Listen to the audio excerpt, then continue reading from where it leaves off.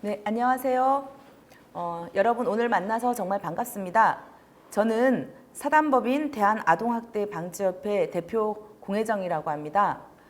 요새 아동학대에 대한 굉장히 많은 뉴스가 나오죠. 그래서 아동학대가 무엇인가, 또 그것을 예방하기 위해서는 어떻게 해야 되는가를 여러분하고 한번 같이 얘기를 해보도록 하겠습니다. 오늘 여러분과 같이 나눌 주제는 소중한 사람이라는 제목으로 대화를 한번 나눠보도록 하겠습니다. 세상에서 가장 소중한 사람은 누구일까요?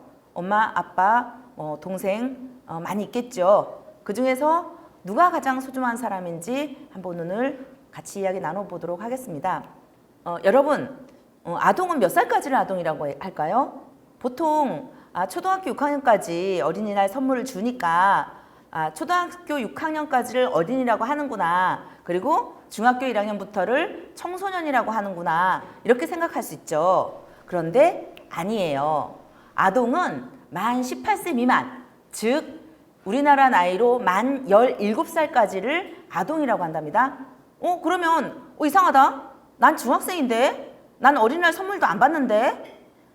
그러나 이거는 우리나라에서 정한 게 아니라 UN 권리 협약이라고 전 세계에서 이렇게 만 18세 미만까지를 아동이라고 하자라고 정했어요. 그래서 여러분도 지금 만 18세 미만이기 때문에 아동에 해당이 됩니다. 그래서 난 청소년이지 아동이 아니에요 라고 자존심 상해할 필요는 없어요. 왜냐하면 이렇게 아동과 청소년이 겹치는 시기가 있기 때문에 아동, 청소년을 묶어서 이야기하기도 하고요. 줄여서 아청법 이렇게 얘기가 나오기도 한답니다. 오늘 여러분 뉴스나 인터넷에 너무 많이 이렇게 올라오고 있는 이 아동학대에 대해서 좀 공부를 해볼 건데요. 아동학대란 뭘까요? 여기서 중요한 거는 아동학대란, 우리 여러분 그 강의를 듣고 있는 여러분이 아동이라고 했잖아요. 그럼 아동학대란 친구끼리 싸우는 게 아동학대일까요? 너도 아동, 나도 아동, 그러니까 서로 치고받고 싸우는 건 아동학대야. 이렇게 될까요? 그건 아니고, 아동학대란 보호자를 포함한 성인에 의해서, 그리고 그 성인이 아동의 건강복지를 해치거나 정상적 발달을 저해하는 신체적, 정신적, 성적, 그리고 폭력이나 또는 유기와 방임을 얘기해요. 요거 다시 한번 보도록 할게요. 아동학대는 4가지 유형이 있어요. 신체학대가 있고, 정서학대가 있고, 성학대가 있고, 방임 유기가 있어요. 신체학대부터 살펴볼게요. 신체학대는 누구나 알 수 있죠. 때리는 거예요. 도구를 사용하든 손을 사용하든 무엇을 하든 때리는 거기 때문에 여러분이 이해하기가 참 쉬울 거예요. 근데 이것도 역시 보호자를 포함한 성인이 아동한테 또 의도적으로 행하는 폭력을 얘기해요. 그러면 만약에 성인하고 아이가 지나가다가 서로 탁 부딪혀갖고 이 아동이 쓰러져 다쳤어요. 그럼 이거는 아동학대예요? 아니죠. 이거는 고의성이 없고 의도적으로 하지 않은 행동이기 때문에 사고라고 하는 거예요. 그래서 아동학대는 보호자를 포함한 성인이 의도적으로 아동한테 행하는 신체적 또는 폭력, 가혹행위를 말하는 겁니다. 그런데 이거는 이제 법으로는 5년 이하의 징역 또는 5천만 원 이하의 벌금이 나와요. 그래서 어른들이 함부로 아이들, 청소년들을 때리지 못하도록 이렇게 정해놓은 겁니다. 혹시 여러분 2016년이면 굉장히 지금부터 한 5년 전이라서 여러분이 아직 어렸을 때라서 잘 기억을 못할 수도 있어요. 부천 여중생 사건이라는 이 사건이 굉장히 언론에 크게 보도가 됐었어요. 또 충격적인 사건이 발생했습니다. 어제 경기도 부천에서 백골 상태로 방치된 여중생의 시신이 발견됐는데요. 냄새를 없애기 위해서 이렇게 방 곳곳에 방향제와 제습제가 놓여 있었습니다. 딸을 폭행해 숨지게 한 현직 목사인 아버지는 기도를 하면 다시 살아날 거라고 생각했다고 말했습니다. 앞뒤가 안 맞습니다. 그럼 실종 신고도 안 했을 겁니다. 박수진 기자입니다. 여중생 이 모양의 시신은 경기도 부천에 있는 집에서 발견됐습니다. 발견 당시 숨진 지 11개월이 지나서 미라에 가까운 상태였습니다. 주변에는 냄새를 없애기 위한 방향제와 향초가 있었고 습기 제거제도 놓여 있었습니다. 이 양을 숨지게 하고 시신을 방치한 사람은 다름 아닌 아버지였습니다. 이 양의 아버지는 지난해 3월 17일 아침 가출했던 이유 등을 추궁하면서 재혼한 아내와 함께 5시간 동안 빗자루와 빨래 건조대 등으로 딸을 폭행했다고 진술했습니다. 그 뒤 잠을 자다가 저녁 7시쯤 일어났더니 딸이 숨져 있었다고 말했습니다. 이후 이분을 덮어둔 채 지금까지 약 10여 개월간 사체를 방치하였다고 진술하고 있고 구체적 방치 이유에 대해서는 조사 중에 있습니다.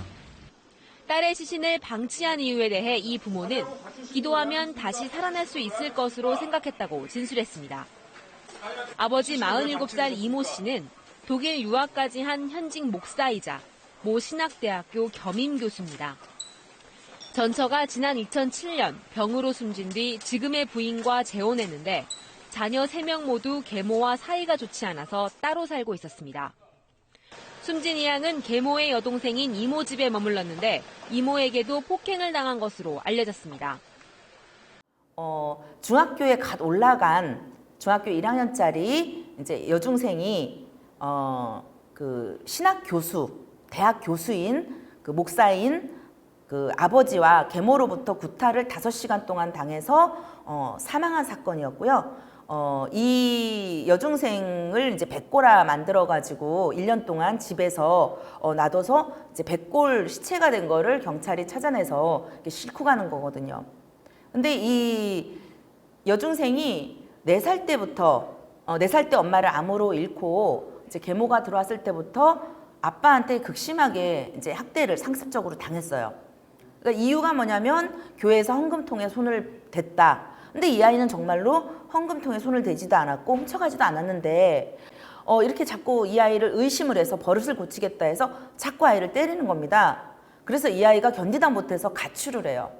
그리고 어디를 찾아갔냐면 갈 데가 없는 거예요. 이 아이가 중학교에 이제 갓 올라간 3월 달이었었거든요. 그래서 이 아이가 6학년 때 담임 선생님을 찾아갑니다. 그랬는데 담임 선생님이 이 아이가 단순히 싸워서 집을 나왔다 생각하고 이 아이의 손을 잡고 집에다 데려다 줍니다.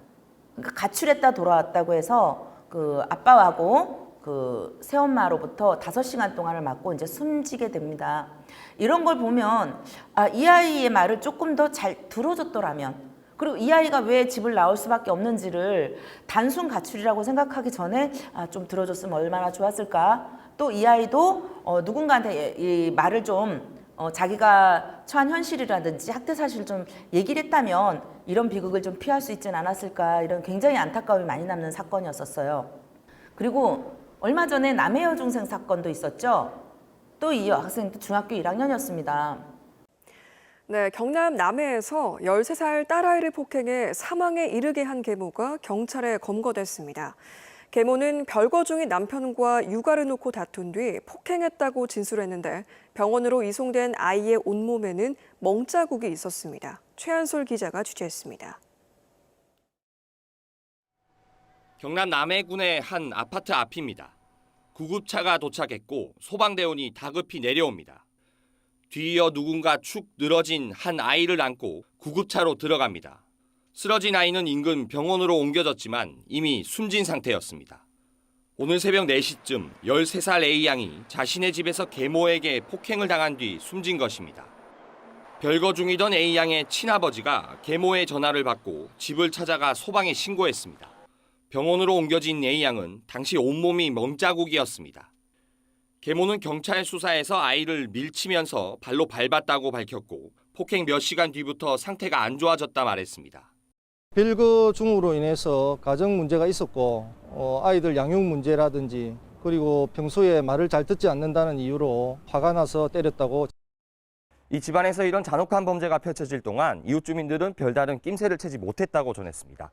피해 학생은 평소 인사성이 밝은 아이였고 다만 한 번씩 싸우는 소리가 들렸다고 말했습니다. 시끄러운 소리가 조금 싸우는 소리가 났다, 그 이야기만 들었습니다.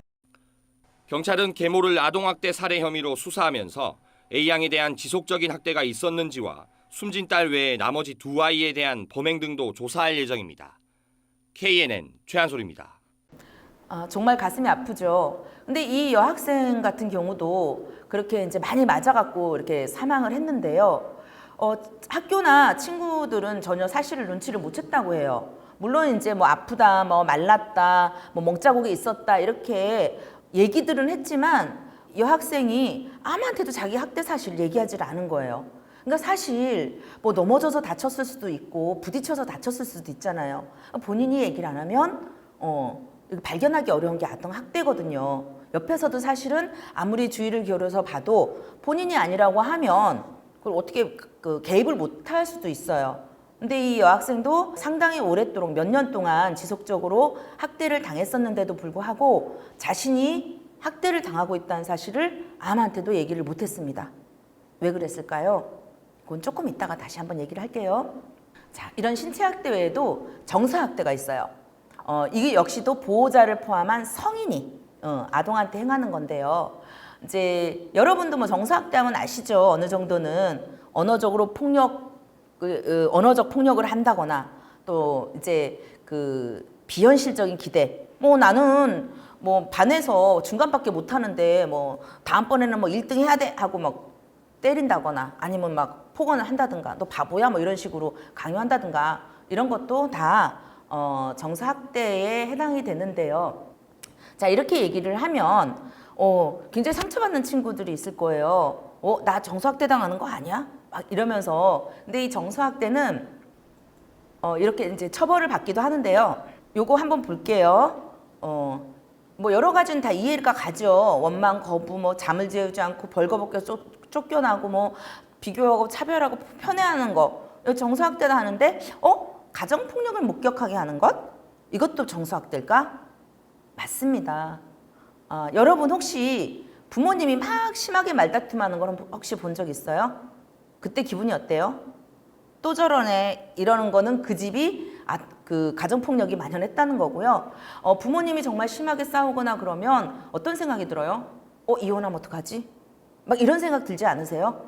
그러면 이 아이들한테는 이 부모가 정말 우주의 전부고 세상의 전부인데 그 부모가 만약에 이혼을 하게 된다거나 뭐 누군가를 심하게 때린다거나 뭐 이런 일을 목격하게 되는 거는 굉장히 어마어마한 트라우마를 줄 수 있다고 합니다. 이게 나중에는 소아 우울증까지도 올 수 있게 한다고 해요. 근데 보통 이게 가정폭력을 뭐 엄마 아빠가 막 소리 지르고 뭐 몇 번 이렇게 싸우고 이걸 얘기하는 게 아니라 정말 어떤 가정에서는 심하게 몸싸움을 하거나 뭐 던진다거나 뭐 이런 가정폭력을 행하는 경우도 있다고 합니다. 그래서 이런 경우도 정서학대에 해당이 된다고 해요. 여기서도 쭉 이렇게 다 이해를 하는데 다른 아동을 학대하도록 강요하는 거? 이게 뭐지? 자, 이게 뭘까요? 이런 경우가 있어요. 내가 맨날 학교에서 혹시 이렇게 괴롭힘을 당해. 그리고 괴롭힘을 당해가지고 나는 그걸 갖다가 부모님한테 얘기를 했어. 그랬더니 부모님이 야, 너를 괴롭히는 애는 때려. 이렇게 얘기를 했다고 쳐요. 이게 바로 다른 아동을 학대하도록 강요하는 거예요. 그러면 나를 괴롭히는데 그럼 나는 당하고만 있어요? 그렇게 근데 세상 모든 일이 폭력으로 해결되는 건 아니거든요. 내가 다른 학생이 나를 괴롭혔는데 당하고 살았다는 거는 내가 그 아이를 못 이긴다는 거잖아요. 근데 내가 폭력으로 그 아이를 이길 수 있어요? 또 폭력으로 이길 수 있다 손 치더라도 그것이 정당한 해결 방법일까요? 그런데 그런 어떤 폭력이나 학대를 강요하는 것도 정서학대라고 하는 겁니다. 그러면 어떻게 해요? 그럼 상담 선생님하고 상의를 하세요. 그리고 이런 경우가 있었어요. 신문에 나온 거고 언론에 나온 건데요. 한 아이가 떠들었어. 또 이쪽 아이도 떠들었어. 그런데 그 선생님이 아동을 때리는 거는 신체학대에 해당하니까 나는 때리지는 않았어요. 서로 때리라고 한 거예요. 이거 굉장히 큰 처벌을 받았습니다. 그것도 다른 아동을 학대하도록 강요한 것이기 때문이죠. 직접적으로 때리지는 않았지만. 자, 그 다음에 성학대가 있어요. 이런 부분도 아마 여러분 성교육 시간에 많이 배웠을 거예요. 이건 또한 보호자를 포함한 성인이 만 18세 미만의 아동한테 하는 모든 성적 행위를 얘기합니다. 이렇게 보면은 어떤 건지는 다 아시죠. 근데 이 성학대는 다른 학대보다 더 처벌이 세요. 다른 학대는 5년 이하의 징역 또는 5천만 원 이하의 벌금이었는데 성학대는 10년 이하의 징역 또는 1억 원 이하의 벌금이에요. 좀 세죠. 그러나 이건 결코 이 돈이 센 것도 아니에요, 사실은. 근데 많은 의외로 이 성학대가 보고되지 않고 있는 이유가 있습니다. 아직 여러분 만날 때는 이게 성학대인지 아닌지 몰라요. 그리고 정말 나쁜 어른들 중에서는 이 성학대를 하면서 이걸 놀이라고 얘기를 하고 사랑의 표현이라고 얘기하는 경우도 있어요. 그래서 이게 뭔지를 몰라서 남들한테 얘기하지 못하는 경우도 있고요. 그 다음에 이제 친족내 성학대라는 게 있습니다. 뭐 친척, 가까운 이런 친척들, 가족 이런 곳에서 이제 그 성학대를 당하는 경우에는 다른 가족들이 진술을 하지 않아요.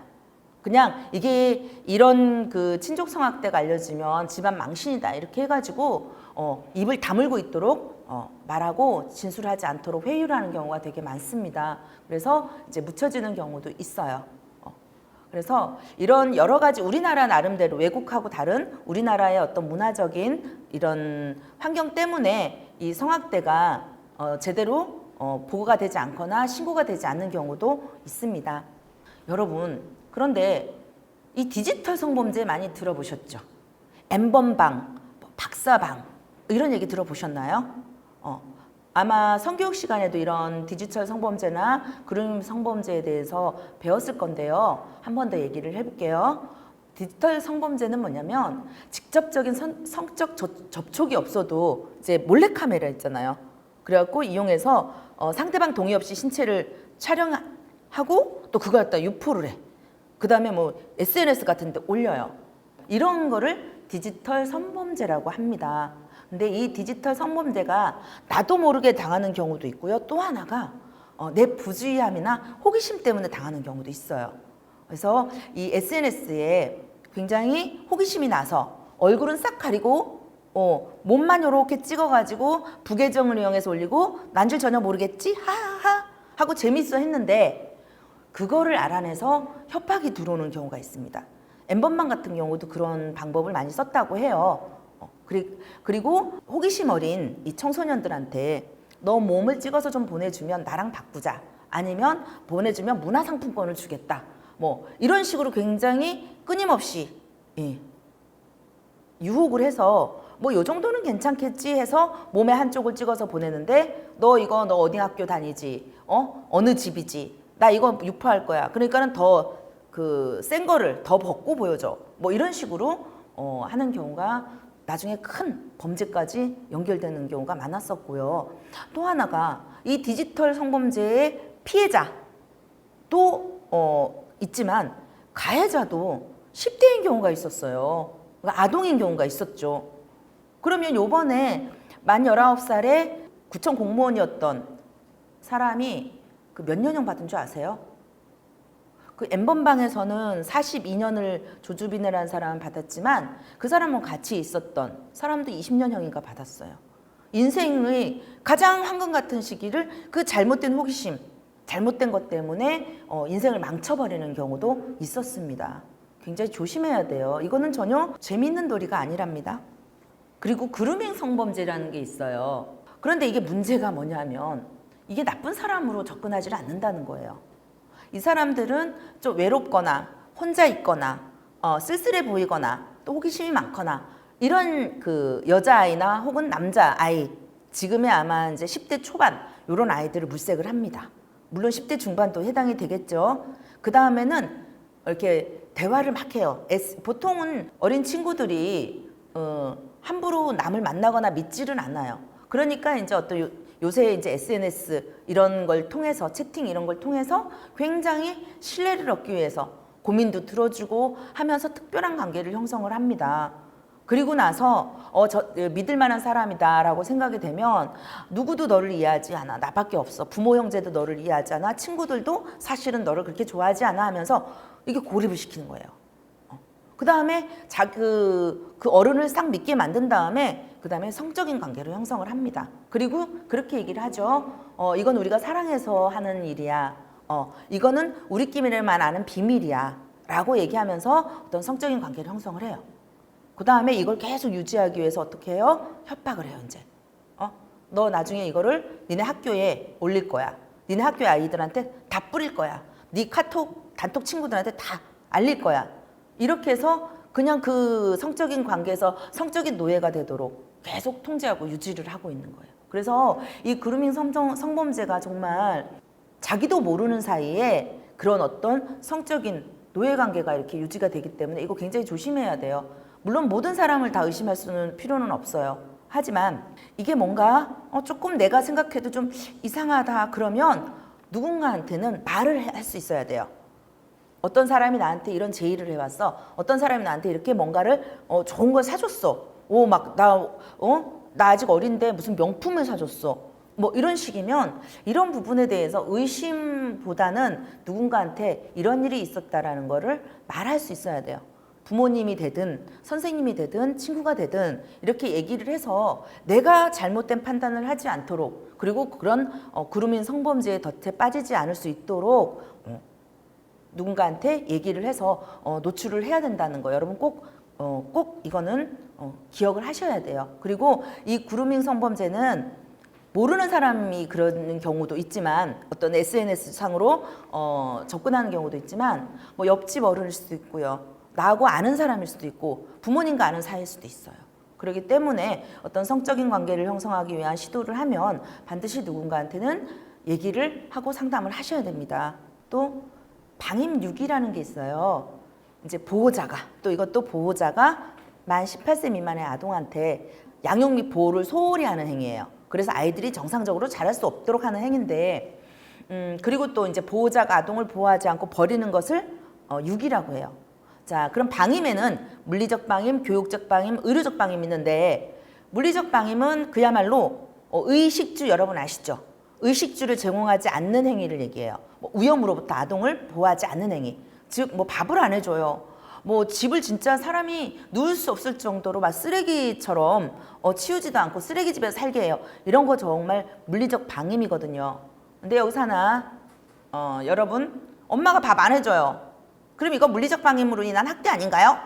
이렇게 물어보지 마시고요. 이제 중학교 1학년 정도 됐으면 밥 해먹을 수 있는 나이고 자기 방 치울 수 있는 나이잖아요. 이제 그런 부분은 무작정 학대다 이렇게 하지 않도록 해주세요. 또 한편으로는 여러분이 너무 자기 방을 안 치워가지고 부모님을 학대하는 경우도 있을 수 있거든요. 그러니까 자기 방은 자기가 치우자. 그리고 교육적 방임은 보호자가 아동을 의무교육에 보내지 않는 거예요. 그러니까 의무교육이 뭔지 아시죠? 여러분 초등학교, 지금 중학교 이렇게 의무교육에 해당이 됩니다. 우리나라는 그러니까 초등학교, 중학교를 이유 없이 아이를 보내지 않는 행위는 또 부모님이 교육적 방임으로 이제 그 처벌을 받게 되고요. 의료적 방임은 내가 이 아이는 당장 수술하지 않으면 죽어. 예방 접종을 하지 않으면 큰일 나. 이러는데도 아이한테 그런 어떤 의료적 처치를 하지 않는 행위를 얘기하는 거예요. 그래서 어떤 건지 아시겠죠? 그리고 유기는 애를 이제 버리는 거예요. 그리고 이런 그 아이를 보육원 앞에 버리고 간다. 이것도 사실은 유기라서 범죄 행위입니다. 그래서 범죄 행위로 처벌을 받는데요. 그 베이비박스라고 들어보셨나요? 해마다 굉장히 많은 아이들이 여기에 유기가 되고 있어요. 사실 베이비박스에다가 아이를 버리는 것도 엄밀하게 말하면 범죄 행위입니다. 아이를 유기하는 건 다 범죄거든요. 하지만 이 베이비박스에라도 버리는 분들은 그래도 아이를 살리고자 하는 의지가 있다고 이렇게 여기시는 분들도 있습니다. 여러분들이 왜 뉴스를 보다 보면 아이를 낳아가지고 왜 창문 밖으로 던졌다 이런 거 들으셨죠? 아이를 헛간에 버렸다. 길가에서 비닐봉지에 쌓인 아이의 시체를 발견했다. 이런 아마 뉴스 보셨을 거예요. 그런 거를 유기라고 합니다. 그러니까 아이를 책임지지 못해서 그리고 아이가 이제 출산 때까지 어떻게 이 아이를 해야 될지 몰라서 또 그리고 많은 부분이 이 미성년자 분들이 임신을 했는데 이걸 어른들한테 상의를 못 하는 거예요. 그래서 어떻게 할 수 없어서 우물쭈물 하다 보니까 아이가 태어나는 경우도 있고 아이를 낳고 보니까 겁이 나서 유기를 하는 경우도 있어요. 그래서 여러분은 아직까지 어리다고 생각하시겠지만 혹시라도 나중에 살다가 선생님 말이 한번 기억날 때가 되면 꼭 어른하고 상의를 해야 된다. 무서워요. 뭐 혼날까 봐 무서워요. 이런 생각은 안 하셨으면 좋겠어요. 왜냐하면 더 큰 일을 미연에 막기 위해서 잠깐 혼나는 것 정도는 참으셔야 돼요. 자, 여러분, 구미 3세 여아 사건 아시죠? 그 3세 여아가 집에 홀로 몇 달씩 방치되어서 굶어 죽었습니다. 경북 구미의 한 빈집에서 3살 배기 아이가 숨진 채 발견된 사건. 엄마는 먹을 거 하나 없던 집에 살아있던 아이를 혼자 두고 이사를 갔던 것으로 확인됐습니다. 엄마는 아이 키우는 게 힘들어서 그랬다고 주장하는데요. 당시 재혼 가정의 아이를 임신한 상태였습니다. 양관희 기자가 취재했습니다. 경북 구미에서 딸을 살해한 혐의로 구속된 22살 A씨가 집을 떠난 건 지난해 8월 초쯤이었습니다. 3살 난 딸은 그때부터 집에 혼자 방치됐습니다. 만삭이었던 A씨는 당시 자신의 딸이 숨진 상태는 아니었다고 경찰에 진술한 것으로 확인됐습니다. 멀쩡히 살아있던 3살 아이를 그대로 놔둔 채 나왔다는 겁니다. 아이 키우기가 힘들어 홀로 버려뒀다는 게 A씨의 주장입니다. 양육이 힘들었어. 얘를 놔두고 그냥 갔다. 살아있는 상태라고 봐야 되는 거죠? 예, 그렇죠. 아이 혼자 남겨진 집은 먹을 것도 없는 말 그대로 빈집이었지만 A씨는 경찰에 붙잡힐 때까지 딸을 살피지 않았습니다. 바로 아래층에 살던 부모에게조차 알리지 않았고 지자체에 도움을 요청한 적도 없습니다. 저희 따로 신청은 없었습니다. 만약에 정말 본인이 몸이 안 좋으시거나 어떤 사유로 인해서 아동을 정 키울 수가 없는 상황이라 하면 저희가 시설까지 보호가 될 수 있도록 그렇게 조치를 해야 되겠죠. 그리고 집을 나온 지 며칠 안 돼 A씨는 또 다른 아이를 출산했습니다. 경찰은 A씨를 상대로 아이의 사망에 어떻게 관여했는지, 실제 어떤 학대를 가했는지 조사하고 있습니다. 외롭게 세상을 떠났을 3살 아이의 사망 원인은 사흘 뒤쯤 나오는 부검 결과에 따라 드러날 것으로 보입니다. MBC 뉴스 양관입니다. 그 엄마가 이 아이를 몇 달씩 그냥 집에 방치하고 모른 척한 거예요. 그래서 이 아이가 죽었어요. 근데 이런 거를 방임이라고 그래요. 이 방임이 아이를 잠깐만 놓고 마트 갔다 왔다 이것도 방임이지만 더 큰 방임들이 요새 뉴스에서 이렇게 자꾸 이런 끔찍한 방임 소식들이 많이 들려옵니다. 그래서 외국은 이런 방임도 큰 아동학대로 사망하지 않아도 처벌을 하고 있는데 우리나라에서는 아직까지 이에 대한 인식 전환이 필요해요. 여러분, 맞아도 되는 사람은 없어요. 그리고 맞을 짓도 없어요. 그리고 맞아도 되는 나이도 없어요. 그러면 어떤 사람은 그렇게 얘기해요. 제가요 맞을 짓을 해서 맞았어요. 무슨 맞을 짓을 했나요? 제가 엄마 돈 10,000원을 훔쳤어요. 예, 혼나야 되는 짓이에요. 그거는 맞을 짓이 아니고 혼나야 되는 일입니다. 나는 어려서 때려도 돼요. 애들은 때리면서 키워야 돼요. 그런 얘기하는 부모님 계신가요? 아니에요. 맞아도 되는 나이는 없습니다. 세상에는 물론 당연히 혼나야 되고 비난받아야 되고 그러한 나쁜 짓을 하는 사람은 있습니다. 하지만 그렇다고 해서 사람이 사람을 때려도 되고 맞아도 되고 하는 거는 없습니다. 그런데 왜 학대받는 사실을 말하지 못할까요? 혹시 여러분 주변에서도 정말 마음속으로 끙끙 앓으면서도 말을 못하는 친구가 있을 수도 있어요. 아까 제가 부천 여중생 사건, 남해 여중생 사건 둘 다 아무에게도 자신의 학대 사실을 털어놓지 못했다고 얘기했잖아요. 왜 그랬을까요? 그런데 왜 말하지 못했을까요? 수치스러워서, 비난받을까 봐. 선생님이 있는 사단법인 대한아동학대방지협회에서 아동학대 생존자라고 얘기를 하죠. 아동학대 피해를 당한 사람 중에서 이제 성인이 되신 분들을 대상으로 해서 세미나를 한번 한 적이 있었습니다. 그 어린 시절에 극심한 아동학대를 겪다가 오신 분들인데 그래서 물어봤어요.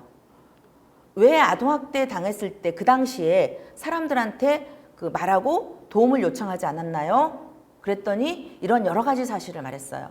그 중에 첫 번째가 뭐냐면 수치스러워서요. 내가 맞고 사는 아이라는 걸 누가 알까봐 수치스러워서 말을 못했어요. 라고 얘기를 하더라고요. 그럴 수 있어요. 내가 귀한 대접을 받고 착한 사람이고 부모님한테 사랑을 많이 받는 아이로 주변이 알아줬으면 좋겠는데 사실은 매일 맞고 욕먹고 너는 쓸모없는 아이야 라는 소리를 듣는다는 그런 사실을 뭐 선생님이나 친구 주위에서 알까봐 수치스러워서 말을 못한다고 합니다. 그 마음 충분히 이해해요. 그리고 또 하나가 비난받을까봐 내가 부모님한테 맞는데 내가 주변의 성인한테 맞는데 그걸 얘기했는데 왜 비난을 받아요? 그런데 그런 오해를 하는 사람들이 있어요. 도대체 어떻게 하고 다니길래 네가 그렇게 받고 다니겠니? 네가 무슨 잘못을 했으니까 그렇게 맞았겠지. 이렇게 오해하고 편견을 가지고 비난하는 사람이 있을까 봐 얘기를 못한다고 합니다. 그리고 또 내가 이제 부모님 중에 한 분이 나한테 어떤 뭐 신체, 정서, 성 이런 학대를 했을 때 내가 그거를 다른 부모님한테 얘기했을 때 부모님이 싸우면 어떡하지? 그래서 나 때문에 이혼하면 어떡하지? 이런 것에 걱정이 돼서 얘기를 못하는 친구들도 많다고 합니다. 그리고 대한아동학대방지협회 사무실에 가끔 청소년, 그러니까 아동이죠. 아동 청소년에 해당하는 친구들이 전화가 올 때가 있어요. 상담. 그래서 너무너무 무섭다. 엄마가 때린다. 아빠가 때린다. 막 이렇게 얘기를 해요. 그래서 제가 그러면 우리가 신고해 줄게. 그리고 너를 청소년 어떻게 보호시설에 가서 안전하게 보호해 줄 수 있도록 우리가 다 해줄게. 그러면 꼭 물어봐요. 이 친구들이. 그러면 우리 엄마, 우리 아빠가 감옥 가요? 이렇게 물어보더라고요. 아무리 나를 학대하고 나를 때리고 그래도 부모니까 감옥 가는 게 싫은 거예요. 그리고 자기 때문에 피해를 입는 게 너무 싫은 거예요. 그런 마음이 또 있더라고요. 이걸 우리가 좀 어려운 말로 애증의 관계라고 해요. 사랑하기도 하고 정말 나를 때리는 그 순간에는 너무너무 증오스럽기도 하지만 그래도 부모니까. 그리고 또 하나가 내가 앞으로 어린데 학교도 졸업을 해야 되고 대학도 가야 되고 취직도 해야 될 때까지 내가 뭐 먹고 살아? 부모님이 나를 돌봐줘야 되는데 내가 만약에 우리 부모가 나를 학대했다 그러고 우리 부모님하고 분리가 된다면 나를 키워줄 사람이 없잖아. 그러니까 또 말을 못하는 거예요. 또 하나가 내가 말을 했어. 그리고 우리 부모님이 나를 아동학대한다는 사실이 밝혀졌어요. 그러면 진짜 더 혼날까 봐. 더 심하게 학대를 당할까 봐 또 사실을 말하지를 못해요. 또 하나가 있어요. 이거는 사실은 조금 무거운 주제예요. 성학대를 당하는 친구 중에서 이런 경우가 가끔 언론에 나옵니다. 네가 만약에 이렇게 요구에 응해주지 않으면 네 언니, 네 동생을 어떻게 하겠어? 이러니까 차라리 내가 그냥 견디는 게 낫겠다 싶어서 당하고 사는 그런 친구도 있어요. 자, 그러면 내가 수치스러워서 비난받을까 봐, 혼날까 봐, 그래도 부모니까 우리 부모님 이혼할까 봐 나 혼자 견디면 그 아이의 인생은 어떻게 되나요? 우리가 주최한 그 아동학대 피해 생존자 세미나를 보면 나이가 40이 넘으신 분들이 10대 때 당했던 아동학대 때문에 통곡을 하는 경우가 있습니다. 그리고 계속적으로 그것 때문에 아파하고 힘들어하고 자기가 제대로 된 부모 역할을 못 하시는 분들도 계세요. 이게 이렇게 나 부끄러워. 난 누가 혼날까 봐. 이러면서 계속 닫아주고 내가 그것을 내 안에서 닫아주면 그것이 사라지는 게 아니라 점점 내 안에 있는 이 억울함과 분노와 공포와 슬픔이 이렇게 점점 자라면서 돌덩이가 돼버려요. 그럼 이 돌덩이가 누구를 눌러요? 나를 눌러요. 나를 누르고 내 자식을 눌러요. 그래서 이것을 참고 견디면 사라지는 게 아니에요.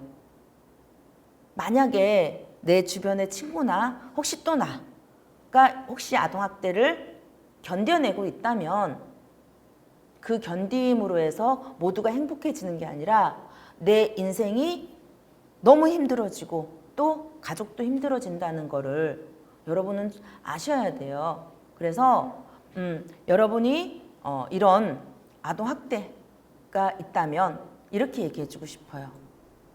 조금 이기적이어도 괜찮아. 너는 세상에서 가장 소중한 사람이니까. 이걸 기억해줬으면 좋겠어요. 혹시 아동학대를 지금 당하고 있는 친구가 있거나 아니면 아동학대에서 견뎌내고 있는 친구가 있거나 아니면 어떠한 성학대에서 어떻게 해야 될지 모르는 친구가 있다면 가족을 생각하거나 다른 누군가를 생각하지 않아도 괜찮아요. 이기적이어도 괜찮아요. 세상에서 가장 소중한 사람은 나잖아요. 그래서 전 세계적으로요, 유엔 아동 권리 협약이라는 게 있어요. 이것은 아동이 누구나 누릴 수 있는 권리를 담은 국제적인 약속입니다. 즉, 여러분의 권리는 전 세계인이 다 지켜주고 있는 거예요. 그래서 우리나라를 비롯해서 196개의 나라가 아동을 보호의 대상이 아닌 권리를 가진 인격체로 인정하기로 서로 약속을 한 거예요. 그러니까 여러분이 권리를 갖고 있는 인격체라고 생각하셔도 돼요. 이기적이어도 괜찮아요. 나의 권리를 스스로 인정하시면 돼요. 이 아동권리협약은 4가지 주요한 권리가 있어요. 생존권이 있습니다. 음식을 먹고 몸이 아프면 치료받고 안전하게 자랄 권리로 생존권이 있어요. 이게 여러분이 전 세계인으로부터 약속받은 권리예요. 그리고 여러분은 차별당하지 않고 생김새가 달라도 또 서로 좋아하는 취미가 달라도 생각이 달라도 차별을 받지 않고 또 폭력과 학대로부터 보호받을 권리가 있어요. 이건 세계의 모든 나라들이 여러분한테 약속한 거예요. 그리고 여러분한테는 참여권이 있어요. 내 생각을 자유롭게 얘기할 수 있어요. 그리고 우리끼리 모일 수 있는 권리도 있어요. 이 역시도 전 세계가 여러분한테 준 권리예요. 그리고 여러분은 친구들과 신나게 놀고 또 배우고 또 충분히 쉬고 또 학교에 다니는 것도 권리예요. 그런데 이렇게 전 세계의 많은 어른들이 여러분한테 이런 권리를 줬어요. 그랬더니 그래, 나는 권리가 되게 많으니까 나 학교 안 다닐래요. 이거 내 권리야. 아니지. 권리란 것은 규칙과 질서와 법과 그리고 우리 가족 나름대로 사람 살아가는 사람 살이를 해치지 않아야지 권리인 거예요. 남의 권리를 해치고 남한테 민폐를 끼치고 남의 질서를 부시고 이러는 것은 권리가 아니고 만행이죠. 그래서 우리가 권리를 가진 사람이라면 서로의 그 권리를 지켜줄 수 있는 그런 의무도 같이 갖고 있다고 생각하시면 됩니다. 그래서 여러분한테는 생존, 보호, 참여, 발달의 권리가 있다는 것을 잊지 마시고요. 그리고 여러분의 권리는 여러분 스스로 지킬 수 있어야 됩니다. 그래서 여러분 부당하게 취급받았을 때는 즉시 믿을 만한 어른이나 선생님께 숨기지 말고 말할 줄 알아야 돼요. 그것이 여러분이 여러분의 권리를 챙길 수 있는 일이기도 합니다. 그런데 혹시 나는 그래도 뭐 사회복지 선생님이나 상담 선생님한테도 이렇게 얘기하는 게 좀 부담스러워요 라고 할 때는 국번 없이 129 또 국번 없이 1388로 연락을 하시면 됩니다. 그리고 정말 견딜 수 없을 때는 112에 신고를 하셔도 괜찮아요. 하지만 그 전에 반드시 상담을 한번 받아보셨으면 좋겠습니다. 우리는 사랑받고 존중받아야 하는 소중한 사람입니다. 여러분은 사랑받고 존중받아야 되는 소중한 사람입니다. 이것으로 짧은 시간이지만 여러분께 해드리고 싶었던 얘기를 전해드렸습니다. 여러분은 언제 어디서나 어느 때라도 소중한 존재라는 걸 잊지 마시고요. 정말 어렵거나 상의할 일이 있거나 상담할 일이 필요하면 사단법인 대한아동학대방지협회로 연락 주셔도 괜찮습니다. 오늘은 여기까지 말씀드렸습니다. 감사합니다.